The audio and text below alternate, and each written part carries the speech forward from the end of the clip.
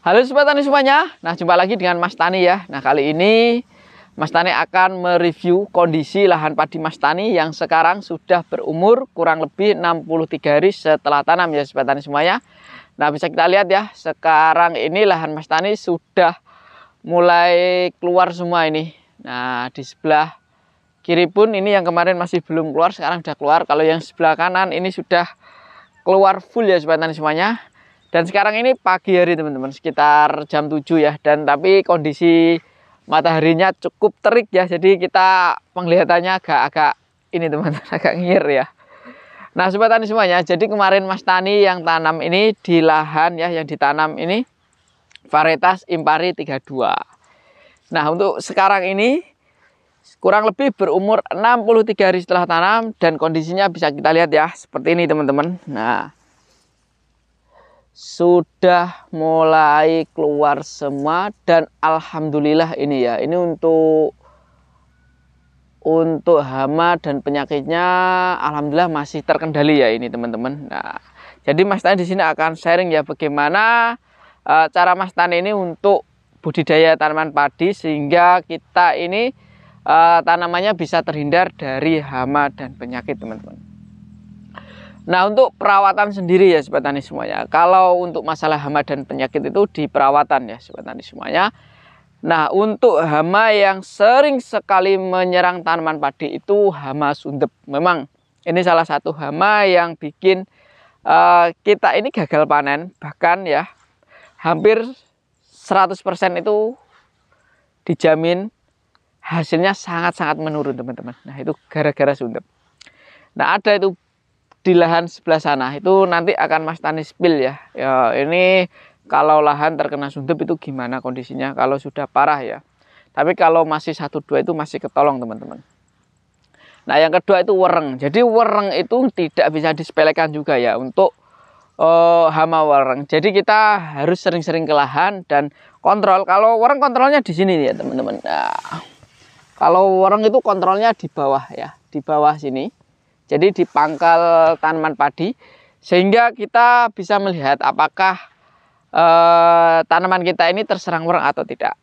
Karena jangan biarkan wereng itu sudah istilahnya sudah menggerogoti teman-teman. Jadi kita harus di pencegahannya, harus kita all in di pencegahannya. Jangan sampai sudah terkena baru kita mengobati, itu tidak bisa menyelesaikan masalah teman-teman. Nah yang kedua ini di perawatan, ini untuk masalah rumput. Nah, jadi tanaman yang bagus itu bebas dari gulma, teman-teman. Nah, jadi kenapa kok gulma ini harus kita kendalikan? Yang pertama alasannya karena gulma dapat memakan nutrisi atau pupuk yang kita berikan ke tanaman padi.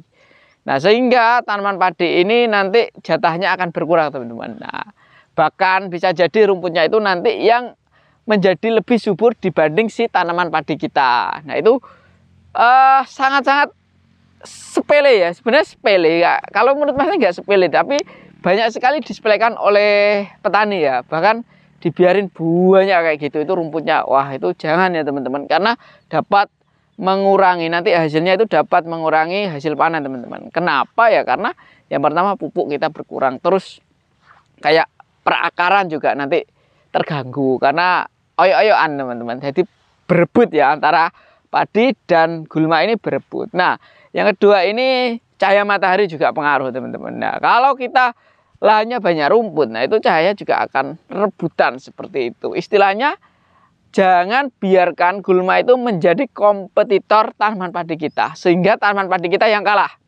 Nah artinya apa? Artinya ya kita harus kendalikan gulma.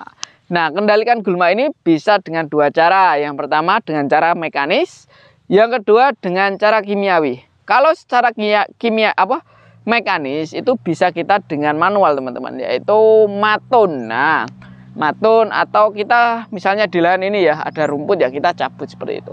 Kalau secara kimiawi ya kita bisa spray herbisida selektif teman-teman untuk tanaman padi. Nah, Mas Tani sendiri ini kedua cara itu Mas Tani gunakan untuk mengendalikan gulma di lahan padinya Mas Tani. Jadi cara yang pertama itu cara kimiawi Mas Tani gunakan. Nah yang kedua baru mekanis. Jadi sisanya baru kita pakai manual seperti itu. Nah, untuk pupuknya sendiri ya, pupuknya sendiri kita bahas di pupuk. Nah, kita bahas pupuk. Kita singkat ini tips lah ya dari Mas Tani. Untuk pupuk Mas Tani gunakan pupuk granul dan pupuk cair, teman-teman. Nah, pupuk granulnya kita pakai pupuk yang umum lah, pakai urea sama Ponska saja, teman-teman. Kita nggak pakai SP karena tidak ada SP ya kemarin. Jadi untuk ureanya ini di masa vegetatif kita perbandingan 2:1 ya, urea 2, Ponskanya 1. Nah, kalau di masa generatif kebalikannya, teman-teman ya. Jadi untuk pupuk granul Mas Tani cukup 2 kali aplikasi, teman-teman ya. 2 kali aplikasi ya. Lebih bagus sebenarnya dikasih 3 kali aplikasi. Tapi Mas Tani kemarin 2 kali aplikasi. Kemudian kita full all in-nya pakai ini, teman-teman, pakai pupuk cair ya. Jadi di masa vegetatif kita pakai cair yang untuk pertumbuhan, dan di masa generatif kita pakai cair yang untuk pembuahan. Jadi kebetulan Mas Tani bawa ini ya, contoh pupuk cair generatif ya yang Mas Tani pakai ini, sehingga dapat memaksimalkan pembungaan ya, pembungaan tanaman padi kita, serta nanti hasilnya itu dibobot, teman-teman. Jadi ini ya, ini yang untuk masa generatif ini di lahan padinya Mas Tani ya. Jadi Mas Tani pakai pupuk KCL merah premium ini ya.